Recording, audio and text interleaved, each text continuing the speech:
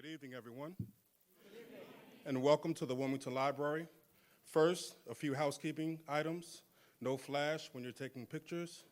Please keep your phones on vibrate or silent. Bathrooms will be downstairs if the line gets too long. And please check in on social media. We're on Instagram at Wilmington Library DE and Facebook at Wilmington Public Library. Please use LeVar Burton Live, hashtag LeVar Burton Live. I'm Carl Shaw, Manager of Community Engagement here at the Wilmington Library.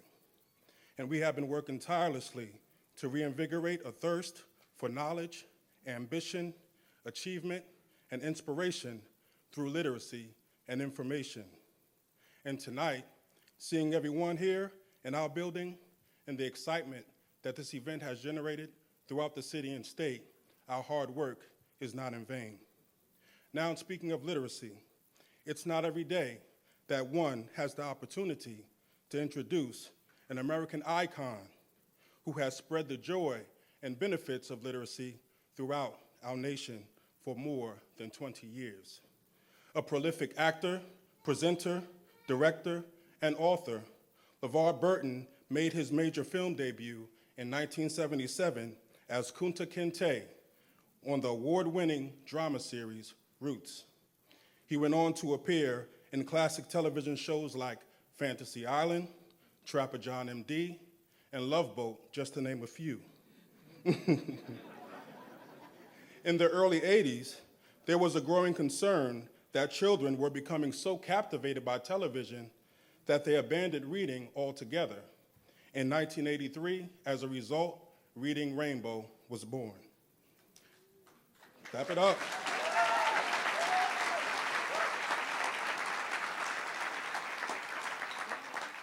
This magazine-style series celebrated literacy by reading stories out loud to viewers while exploring the themes of books on location in places that were directly related to the book's subject matter. This show brought the words of children's books to the hearts of millions. Running for 21 years and garnering 26 Emmy Awards, Reading Rainbow remains a cultural phenomenon which bridges the gap between television and literacy. There are many who think we still need Reading Rainbow right now.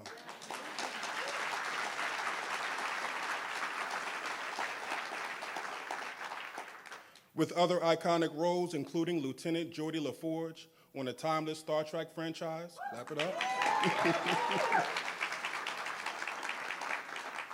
Martin Luther King Jr. on the cartoon special, Alfred Martin, clap it up.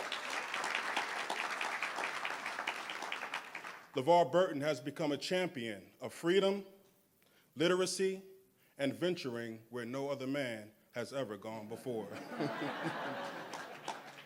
He is a living legend. He is a national treasure. But you don't have to take my word for it. Ladies and gentlemen, Mr. LeVar Burton.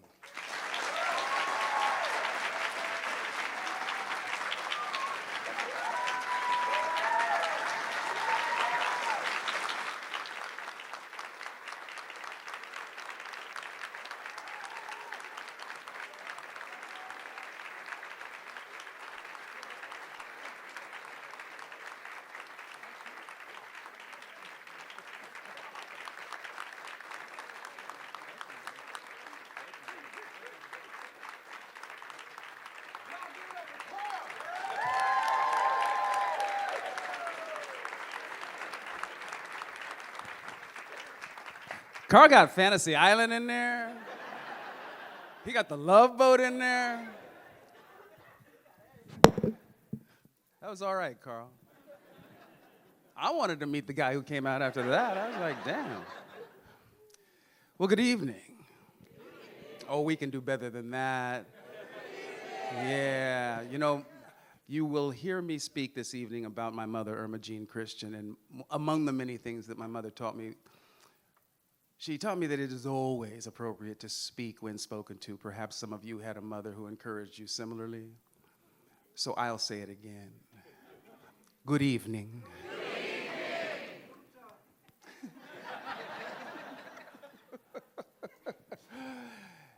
Do y'all know our interviewer and interlocutor? We did not, but you are well known in these parts, are you not? That's right. My name is Jamar Rahming. I serve as the director of the Wilmington Institute Library, the premier library on the East Coast.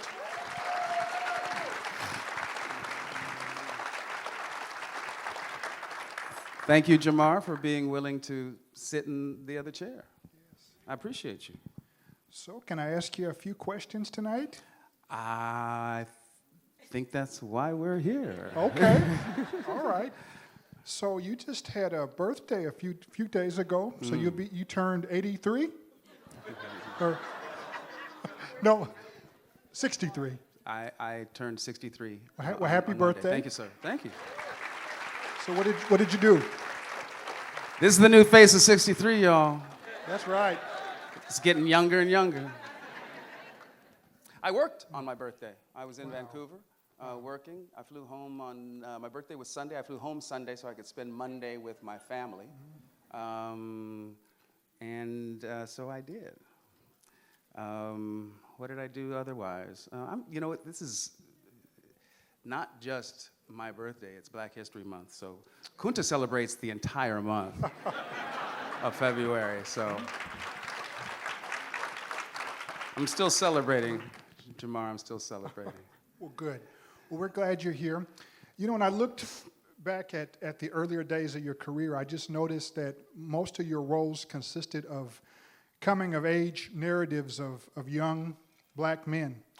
And so with that said, would you share with us any coming-of-age experiences or moments in your own life as a Black man in America? Wow. I can honestly say that's a question I've never been asked before.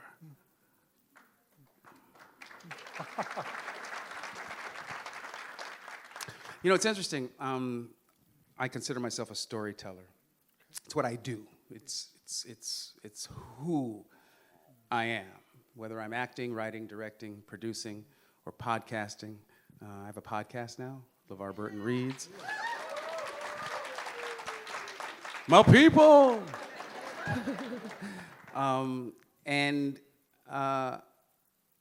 In that vein, on New Year's Day, I released a new series on video called This Is My Story, in which I tell the stories of 6 people, 6 individuals, stories of the Black experience, what it means on a day-to-day basis, on the daily, to be Black in America. And the story that I tell that is my own in this series, the first story I tell is my own, and then I tell 5 stories of friends of mine. And the story I tell is one where a young 19-year-old from Northern California, from Sacramento, moved to Los Angeles in the late 70s to study theater at the University of Southern California. My second year of studies at USC, without a car, I knew that I needed to be closer to campus. I got a position as a boarder in the Jewish fraternity house, Sigma Alpha Mu. I was the first person of color to live on the row at USC. Now, USC row, 28th Street, is the home to some of the sons and daughters of some of the most famous, influential, and moneyed people in America. And as such, Los Angeles Police Department has a long-standing relationship and presence on the row at USC. The first 4 or so weeks of my sophomore semester at college, I was stopped almost nightly by the LAPD, always answering the description of someone who was stealing car stereos in the neighborhood. I lived in a fraternity house. It was noisy until at least midnight. And that's when I could start studying. When I finished my studying at 2, I would walk east on 28th Street to Figueroa, turn right, and head to the Vagabond Motor Hotel and Coffee Shop. Now, one particular night, as I'm making that trek to the Vagabond for my traditional fries and strawberry shake, when you're 19, you can eat anything.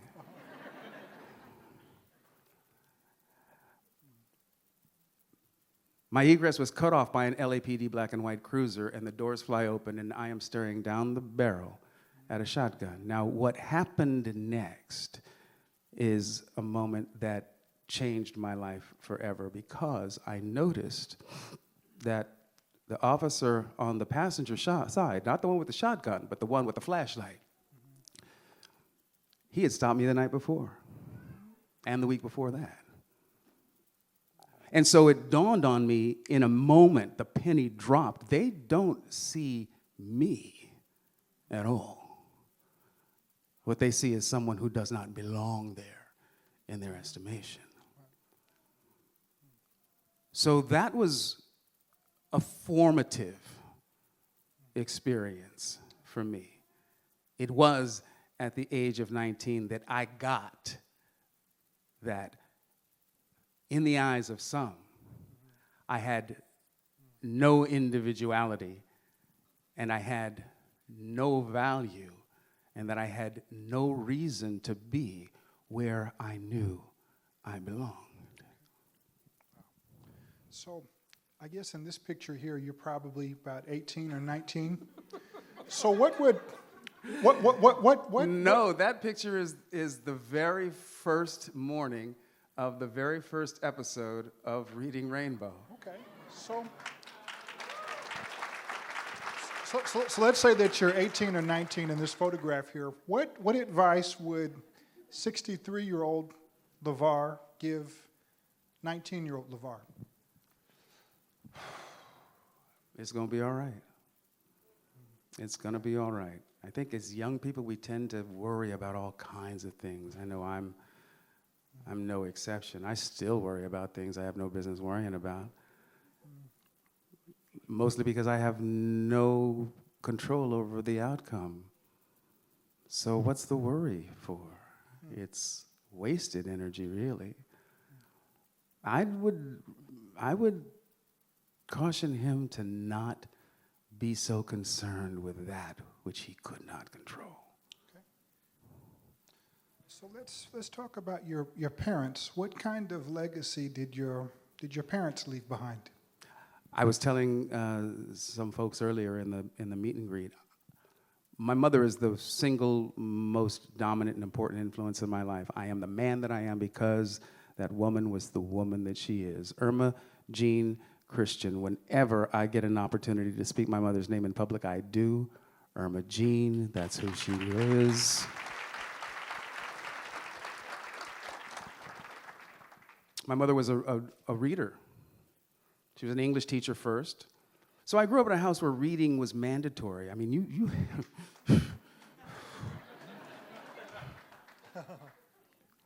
there were certain things that we just knew in my family. And you were going to do it, and you were going to do it Irma Jean's way. That was rule number one. My mother was 4'10" and a half, weighed about $1.25. Till the day she died, I was afraid of that woman. You laugh. I'm serious. Irma Jean did not play. Irma Jean had expectations, right? Irma Jean had a plan. She got out of Kansas City, Missouri. She did not want her children raised in the Midwest. She wanted California. She wanted that place where liberal thought had taken hold. She did not want her black son to become a statistic. She wanted me to have an opportunity to reach my full potential in life. And she knew that I could not do that behind bars. So at 13, you were studying to be a priest. I was a Catholic at the time. Yeah, and you've expressed that you've walked away from organized religion. Would you discuss that trajectory? The trajectory?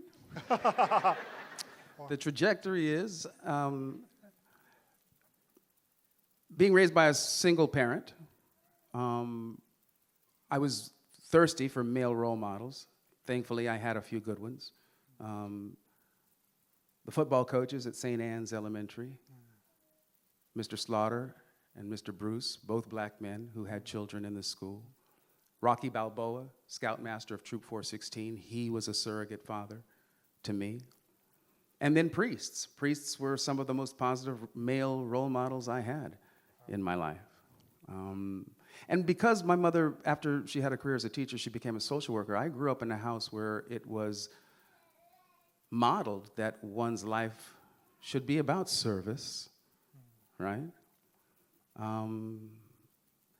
And I suppose that there was the part of me that was always attracted to theater arts that's sort of hooked into the drama of the liturgy of the Catholic Church.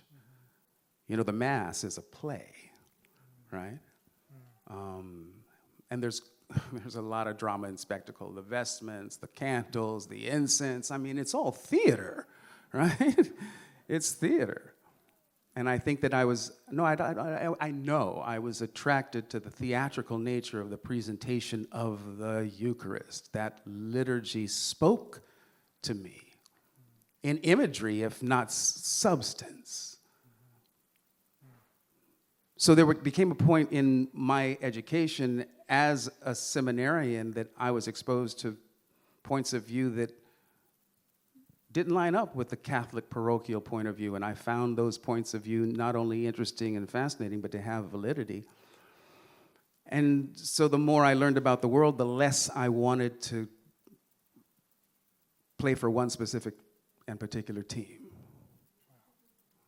So I left the seminary, and then ultimately left Catholicism as well. All righty. So moving on, I mean, most of us know Mr. Burton as Kunta Kinte in Roots. Would you please tell us how you landed that role? And it's a question you've probably been asked for 40 years, but so if you would oblige us. It's a wild story. I am, Jamar, a person who believes that everything happens for a reason. I don't believe that there are such things as accidents in the universe. I believe that all energy is purposeful. Part of the challenge of being a human being sometimes is to be okay with not knowing what the purpose for certain things are. To be comfortable in the uncertainty of it all. But I do believe that there is a purpose to all things. There is a reason and a season to all of this. So having left the Catholic seminary and discovered while I was there theater arts and then gotten a full academic scholarship to USC, to the University of Southern California, one, because as a California resident, I was able to get more money to go to school than if I had gone to, say, NYU, where I was accepted, or Carnegie Mellon, where I was also accepted. So my point is that there are all of these factors that contribute to where we stand in any given moment. And where we stand in any given moment is exactly where we are supposed to be.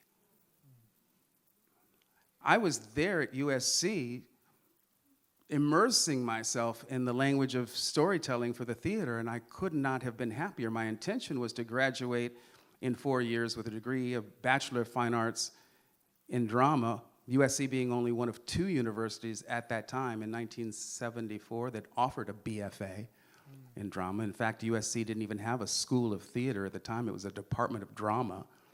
We had a school of music. We had a school of dance. We had a department of drama. They have a big-ass school now. They got new theaters. They got everything now.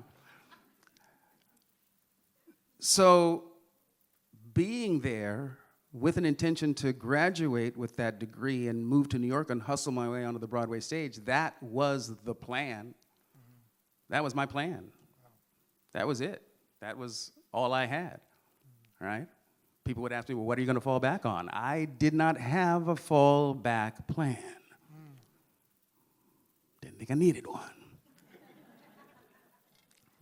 That's how naive I was. But I believe that if you have a plan and you follow that plan will put you where you need to be so that, I tell kids all the time, take the step that's in front of you. Don't worry about the next step. The next step will take care of itself, right? Walking for human beings is like a controlled fall. That other foot is always going to come out and stop you from falling on your nose, right? Walking is a controlled fall. You take the step that's in front of you, the next step automatically comes, you see. So had I not decided to become a priest and taken those steps, I wouldn't have been at USC when they were casting for this mini-series called Roots. They had already seen every young black kid in Los Angeles who had an agent. They had done a casting session in Chicago, another one in New York, and now they'd come back to Los Angeles again and had cast the net wider. They called the drama schools at UCLA, at Cal Arts, at USC. I was in the right place at the right time to take a hold of my destiny path. So Roots was, in fact, my very first professional audition, and I killed it.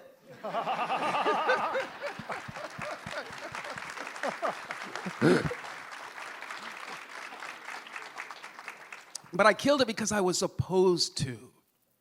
I killed it because from the very first moment I read any of the scenes, I knew who this kid was. I knew how he thought.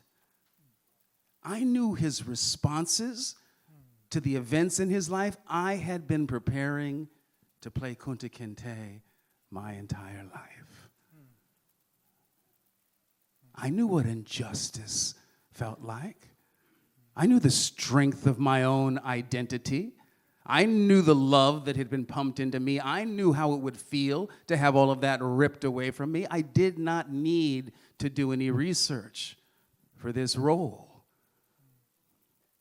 19 years as a black boy in America was all the preparation I needed. Does that make sense? Makes a lot of sense. Just stepping into that role, and what were the challenges of playing that role? The challenges were to not wet my pants. My very first day as an actor, as a professional actor, Cicely Tyson played my mother. Wow, wow. I don't know if you all know who Cicely Tyson is. This woman is legend. Cicely Tyson is 97 years old these days and looks like she's 50. Wow. I mean, whew. Maya Angelou, Dr. Maya Angelou, in that very same scene, played my grandmother, Nyoboto. I worked with Moses Gunn, Harry Rhodes, Jitu Kumbuka, later on Louis Gossett Jr. I mean, I was in the presence of some of the founding nucleus of the Negro Ensemble Company, and I was a kid from Sacramento who didn't know anything. But I knew how to fake it.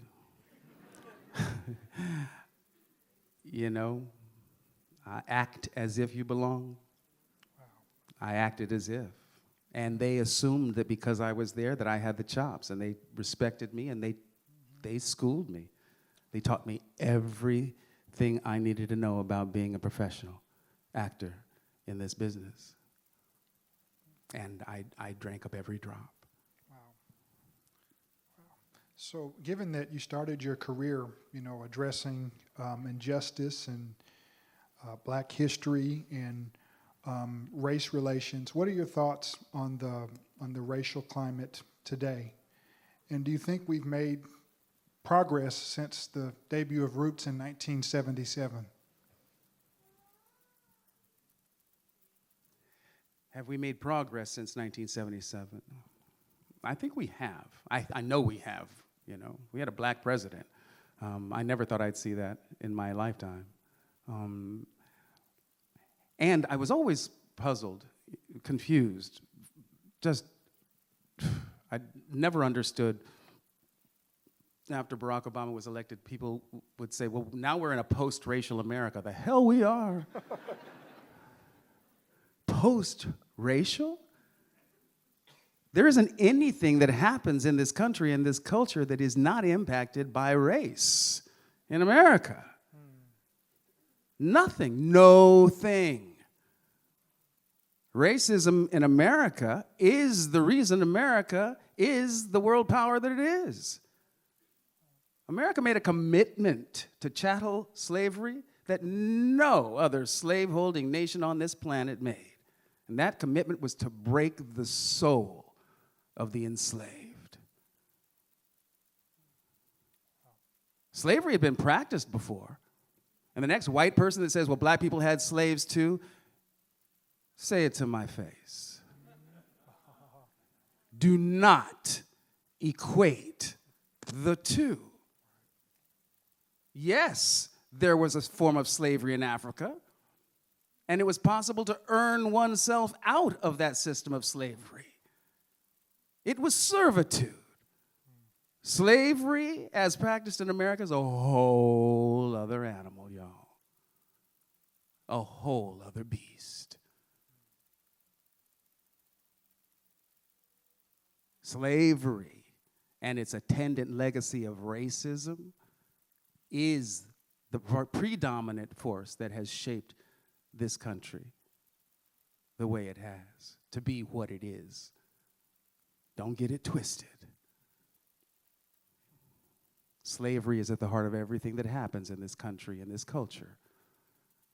I like to say about privilege, privilege is not having to think about it, right?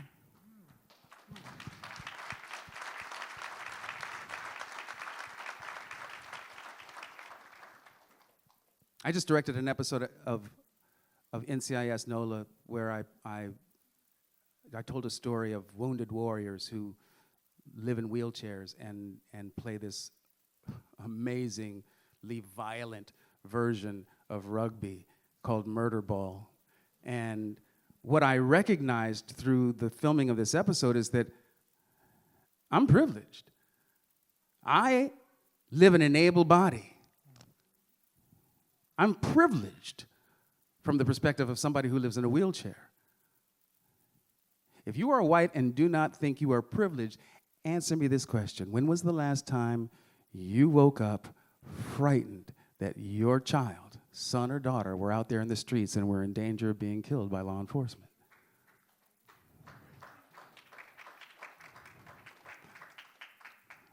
Privilege is not having to think about it.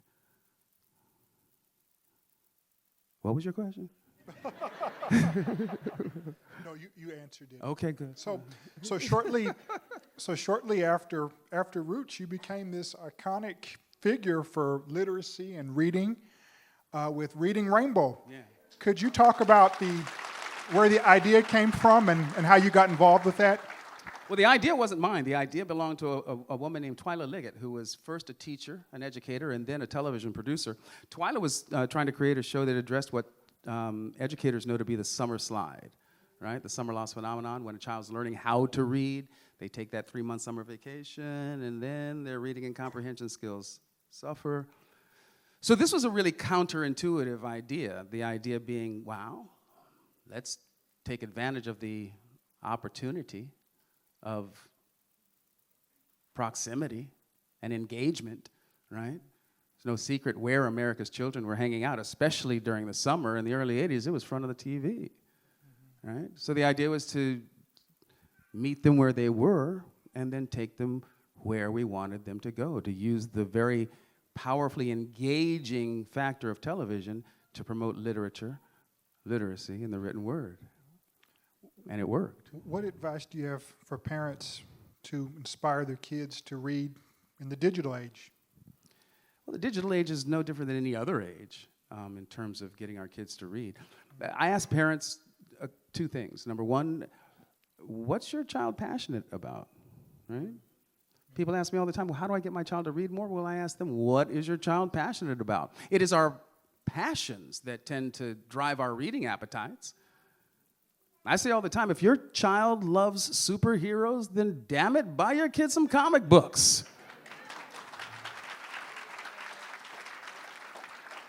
I don't care what the gateway drug is. I really don't. I simply want kids to read because it's a habit. It's a habit, right? It's a muscle that has to be built up. I also ask parents, do your children see you reading?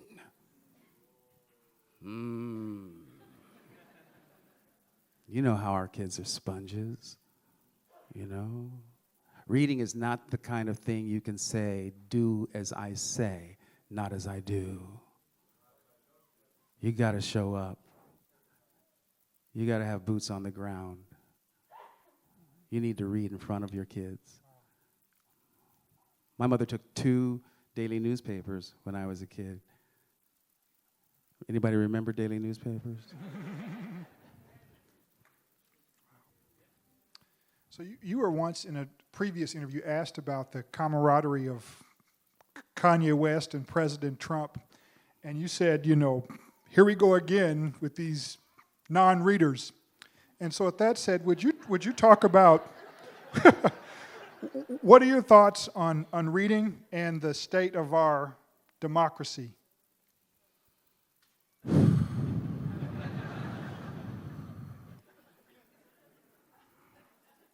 Wow.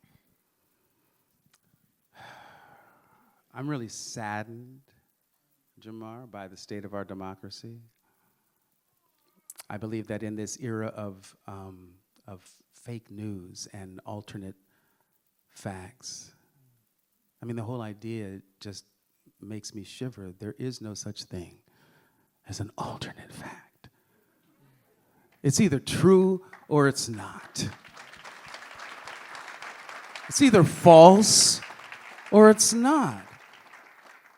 You can't have a version of the truth that is contradictory to my version of the truth if we're talking about the same truth. Look, my mother taught me to not go for the okey doke, okay?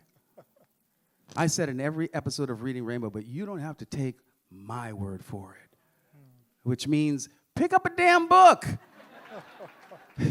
If you can read in at least one language, you are free, in my estimation. You are literally free. No one can pull the wool over your eyes. No one can tell you that the sky is black and the sun is blue because you can figure it out for yourself because you have the gift of literacy. An illiterate populace is a gullible populace.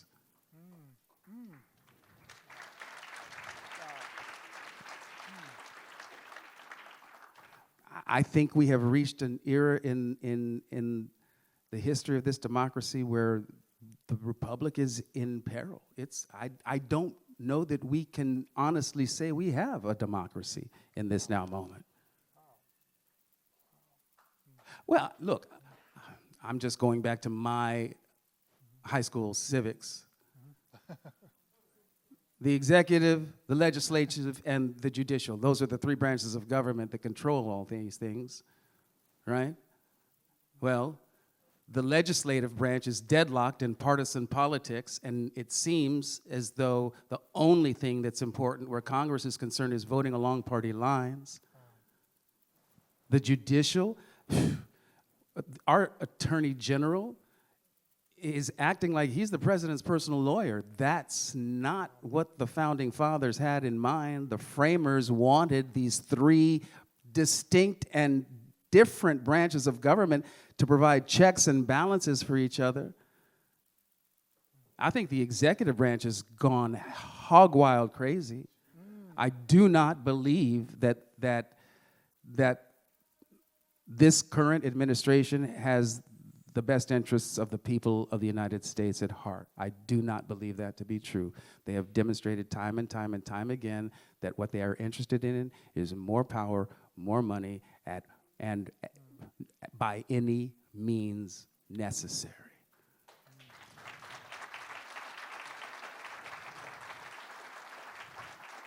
Now, so if you ask this black man, America's broken.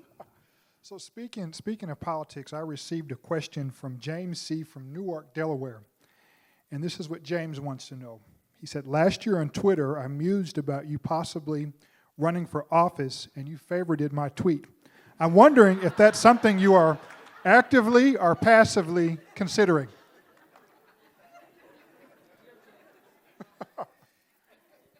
Hear me out. If you should ever hear about me running for office, you have my permission. Please slap me upside the head. It will have been a certain sign that I have lost my mind. Well, there's the answer to James's question. So as a librarian, you know, I'm finding a major paradigm shift in the last couple of years is that we're inundated with memoirs. I mean, people, they get hit by a bus and they decide to write a memoir about it. But someone as iconic as you, there's no memoir yet. Do you have any intentions of writing a memoir? I am finally ready to put some of this down on paper. Okay. Yeah. Awesome. So if you were stranded on a desert island and could take one book with you, what would that be?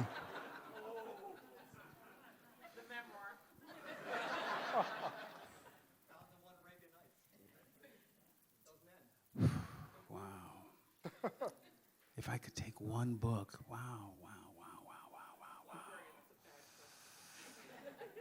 I suppose, could it be a series?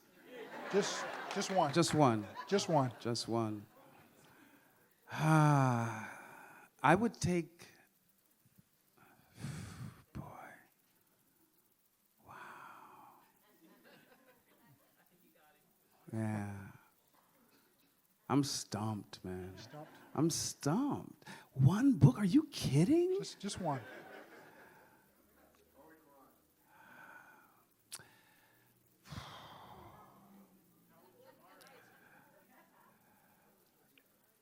A 1,001 Arabian Nights. All right, fair enough. Yeah. Ouch, that hurt, Jamar. Ouch. So what are you reading these days? Well, right now, because of the podcast, I'm reading a lot of short fiction. My podcast is one in which I read one piece of short fiction in every episode. This week, I have had the great good fortune of reading short stories by Toni Morrison, Kurt Vonnegut, and James Baldwin. It's been a good week. On the podcast, I lean heavily into science fiction, short fiction. It's my favorite genre. When I'm reading for pleasure, I'm generally reading some science fiction or fantasy. It was what I cut my teeth on. But yeah, a lot of short fiction in preparation for the podcast. I've got a long list of books, though, that are waiting my attention. So, are there any Star Trek fans here?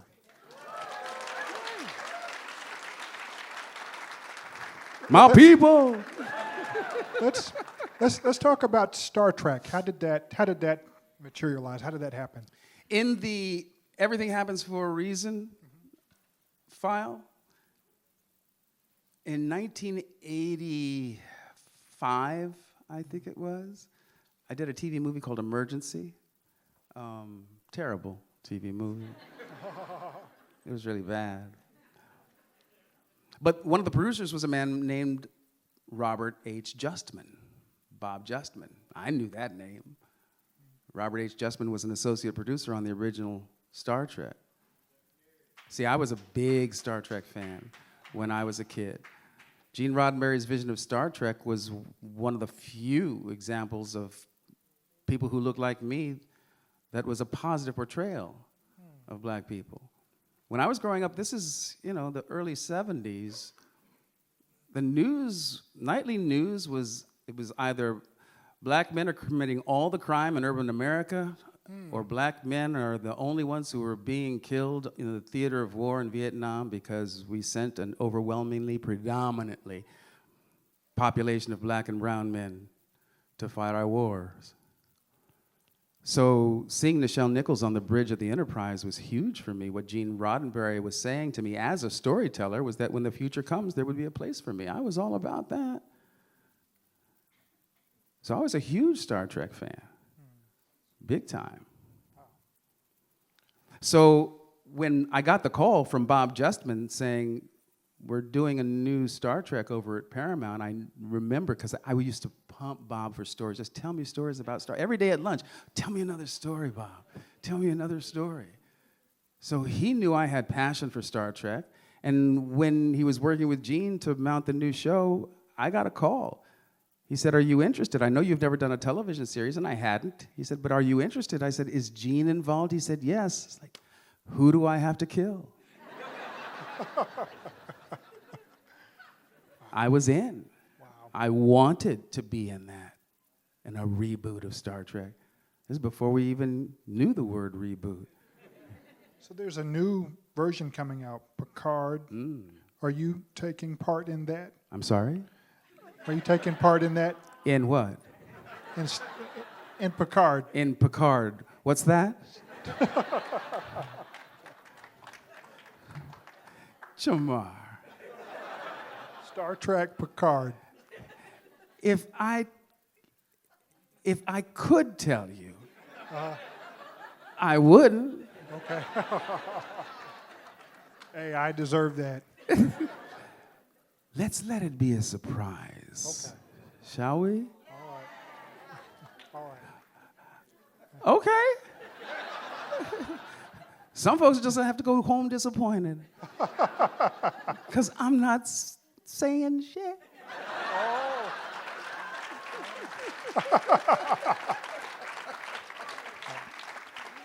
Okay, so Geordie LaForge was blind but could see using his visor. What life parallels could you draw from that aspect of LaForge's experience? Wow.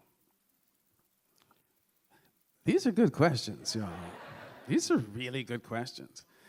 I think that we all walk around with a little blindness.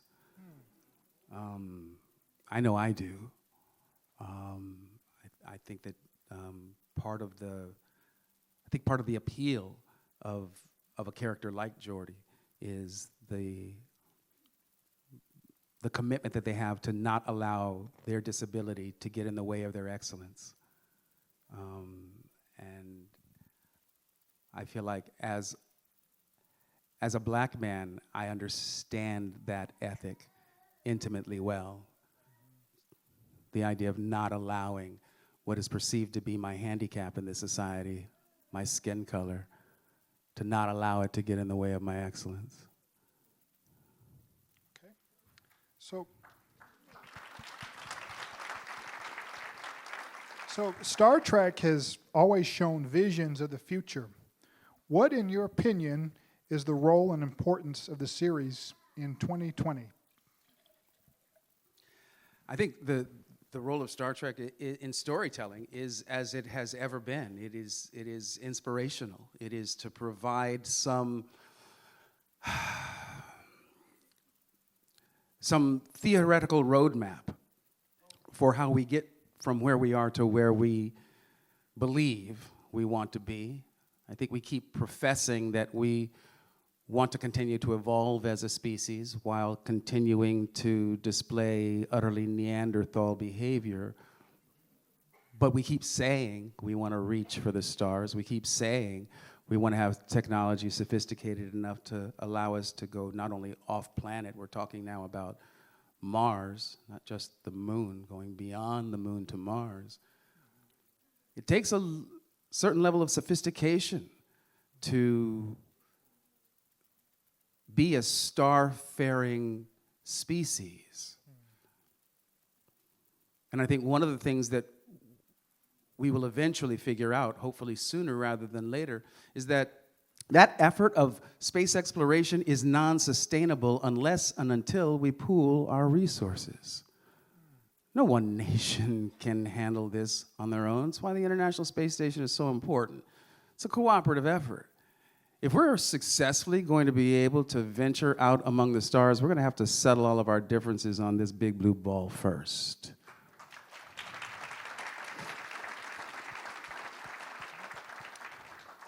Now, this is a mouthful. This is a question from Jorge Harada in Austin, Texas.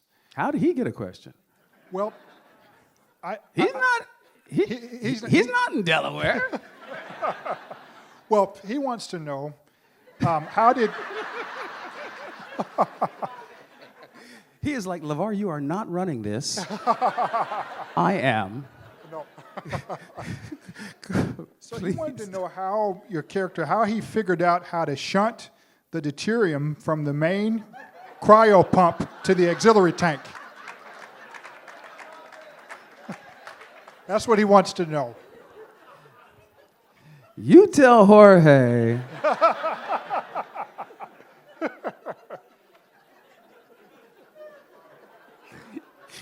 It seemed like a good idea at the time.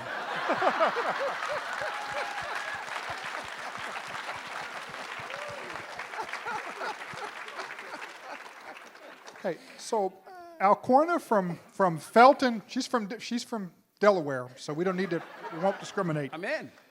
And she wants to know, I'm interested in hearing your opinion about how the character you portrayed in Star Trek affected not only diversity based on race, but those with disabilities. Yeah.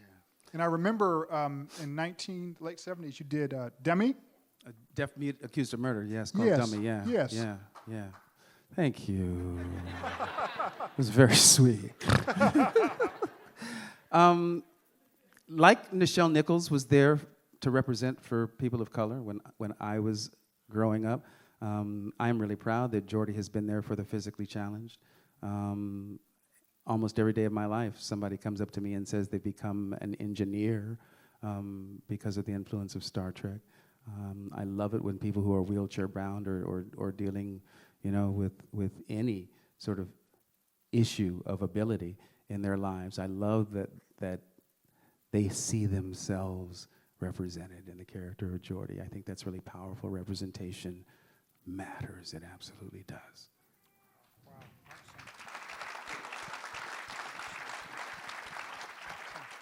So back to LeVar the man. You've been married for 27 years, which is an anomaly for Hollywood. What do you credit the longevity to? What do you credit the longevity of your marriage? And what advice would you offer to a newly married couple?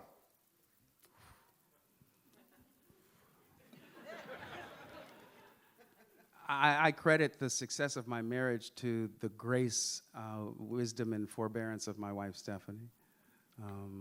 She's an amazing woman. No, seriously, y'all, I am not easy to live with. I am not easy to live with. I think that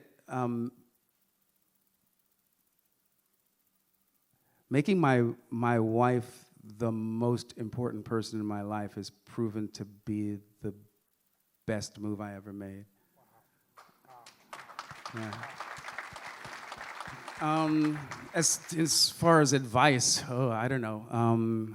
Make each other laugh every day, That was always my secret power. With my mom, I could always make her laugh. I pride myself on my ability to make my wife, Stephanie, laugh.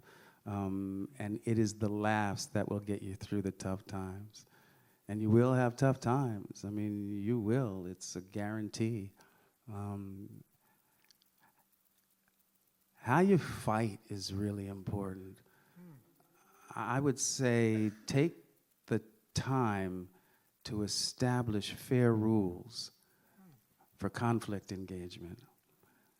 We don't fight fair, human beings. We get in there. We know what buttons to push. I think conflict in relationships, we don't have much training in it. We sort of try and figure it out on the fly. And a lot of divorce in this culture. A lot of people who just give up. Our commitment is to not give up, that no matter what, we're going to work it out. No matter what, we're committed to working it out.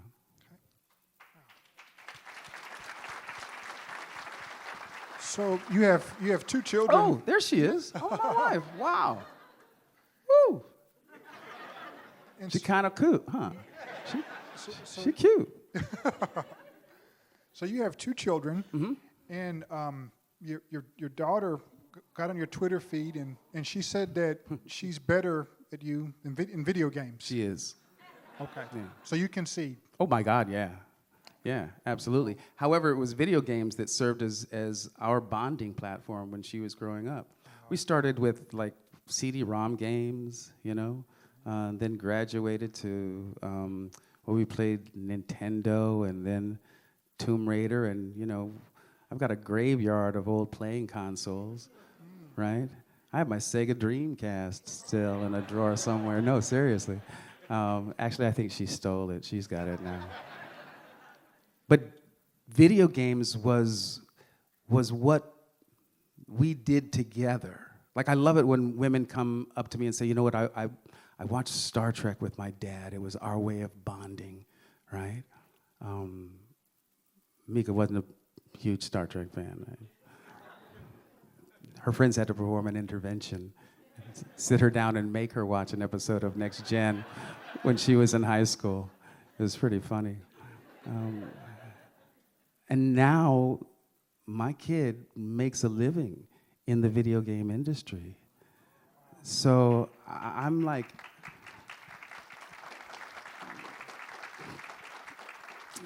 I'm enormously proud of that one. This one is in the family business.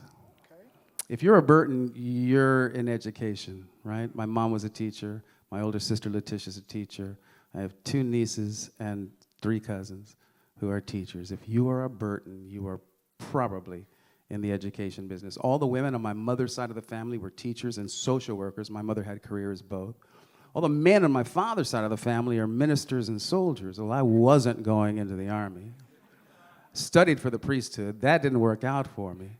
But I feel like I sort of fulfill both sides of that genetic imprint in what I do. I feel like I'm certainly in the business of education, right? Through entertainment. And I definitely feel like there is a spiritual thread that runs through my life force that animates this career. There's definitely a spiritual thread, without question. All right, so the fun part, we're going to do a quick lightning round. Lightning round. Okay. All right, least favorite food? Brussels sprouts.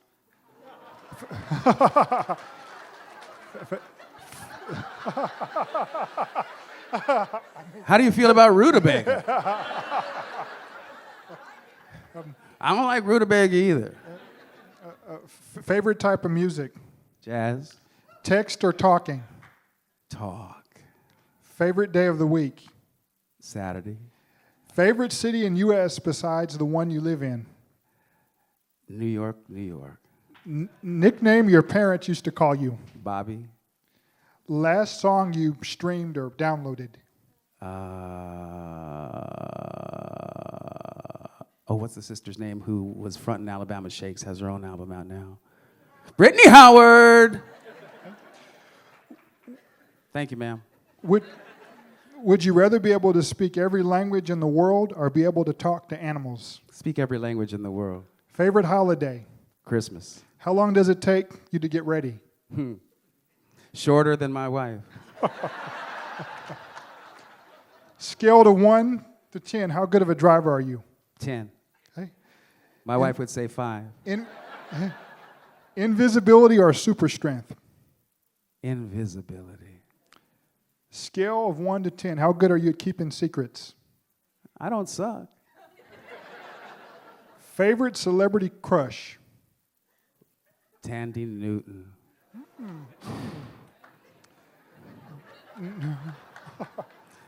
I get a pass for Tandy Newton. Dawn or dusk?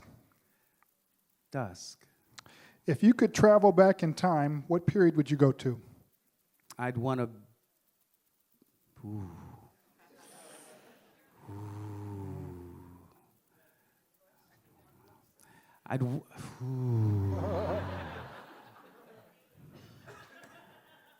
I'll take the antebellum South Okay. Do you?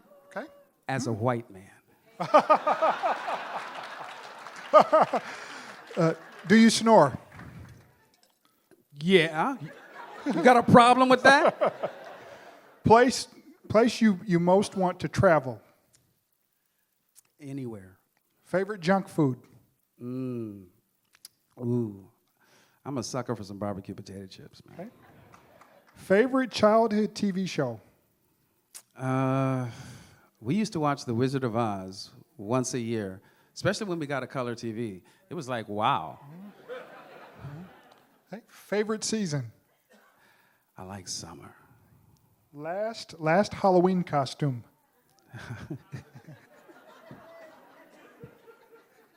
I was a space pimp.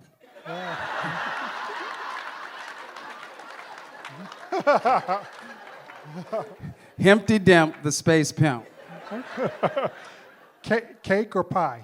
Pie. Okay. Now this last question, I'm just going to warn you. You could very well have your pass revoked. Gosh, I hope not. Okay. Sweet potato or pumpkin pie?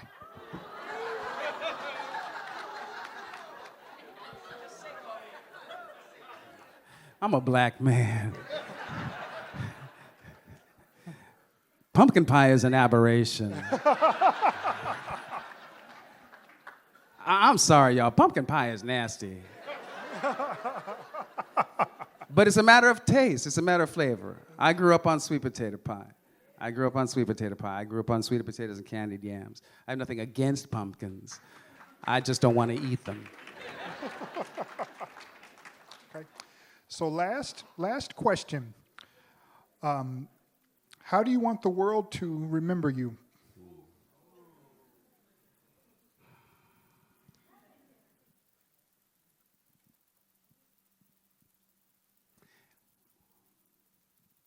He told stories, especially to the kids.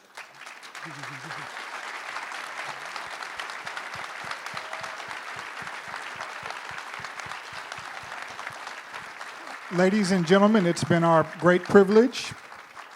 Mr. LeVar Burton, thank you very Jamar. much. Thank you very much, brother. Thank you so much. That was really well done. Thank you so much. Really well done. Thank you so much. Let's hear it for Jamar. Lovely job. Thank you all very much for your time, your energy, and attention. I love y'all's t-shirts. I'll see you next time, but you don't have to take my word for it. So when that book's published, we're going to invite you back to... Could I ask everyone just to remain seated for just a few more minutes, please? Here at the Wilmington Library, We thank you all so much for coming. We thank you all for your support of the Wilmington Institute Library. We hope you enjoyed yourself tonight. Don't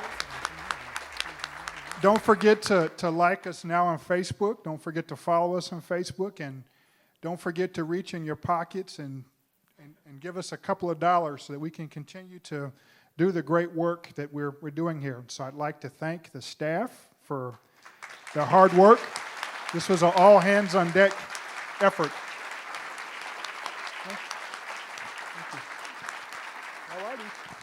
Well, have a good evening. Have a good weekend. All right. visit us online at wilmington.lib.de.us and follow us on Facebook at Wilmington Library and on Instagram at Wilmington Library DE.